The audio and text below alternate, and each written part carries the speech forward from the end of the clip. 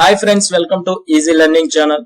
ఈ రోజు వీడియోలో మనము రిమోట్ రిపోజిటరీ ఏ విధంగా క్రియేట్ చేసుకోవాలి, ఏ విధంగా డిలీట్ చేయాలి, అండ్ లోకల్ రిపోజిటరీ ఏ విధంగా క్రియేట్ చేసుకోవాలి, ఏ విధంగా డిలీట్ చేయాలి అనేది ఈ వీడియోలో పూర్తిగా ఎక్స్ప్లెయిన్ చేస్తాను.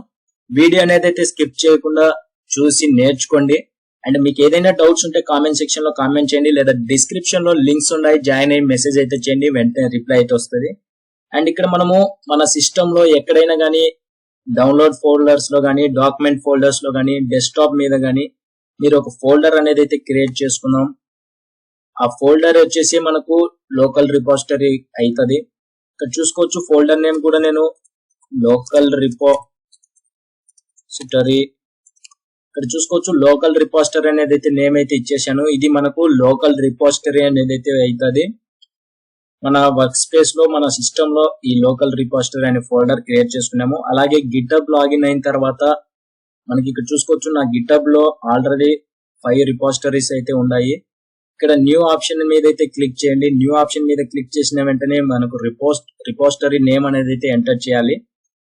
ఇక్కడ రిపోజిటరీ నేమ్ దగ్గర రిమోట్ రిపో అనేది అయితే ఎంటర్ చేస్తున్నాను. ఇక్కడ చూసుకోవచ్చు, రిమోట్ రిపో అనేది అయితే నేమ్ ఇచ్చేసాను. అండ్ ఇక్కడ పబ్లిక్ అనేది సెలెక్ట్ చేసుకున్నాను.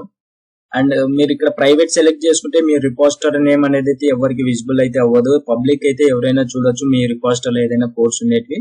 అండ్ ఆ తర్వాత సింపుల్ గా క్రియేట్ రిపోజిటరీ మీద అయితే క్లిక్ చేసేయండి. క్రియేట్ రిపోజిటరీ మీద క్లిక్ చేసిన వెంటనే మనము ఒకసారి బ్యాక్ అయితే వచ్చేద్దాము.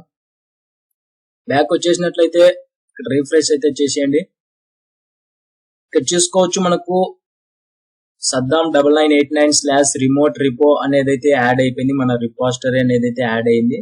సింపుల్ గా ఈ విధంగా మనం ఒక రిమోట్ రిపోజిటరీ అనేది అయితే క్రియేట్ చేసుకున్నాము. లోకల్ రిపోజిటరీ అనేది అయితే క్రియేట్ చేసుకున్నాము.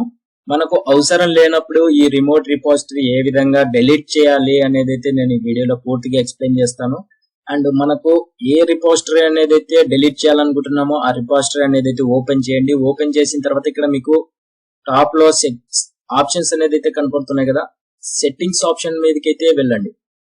సెట్టింగ్ ఆప్షన్ మీదకి వెళ్ళిన తర్వాత కిందికి స్క్రోల్ చేసినట్లయితే మనకి ఇక్కడ చూసుకోవచ్చు, డేంజర్ జోన్ లో అనేది ఆప్షన్ అయితే ఉంది.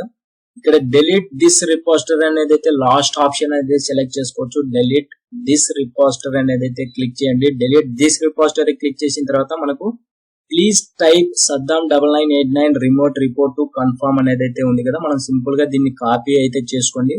కాపీ చేసుకుని మనకి ఇక్కడ పేస్ట్ అయితే చేసేయండి. పేస్ట్ చేసిన తర్వాత మనకు I understand the consequences delete this repository అనేది అయితే క్లిక్ చేయండి.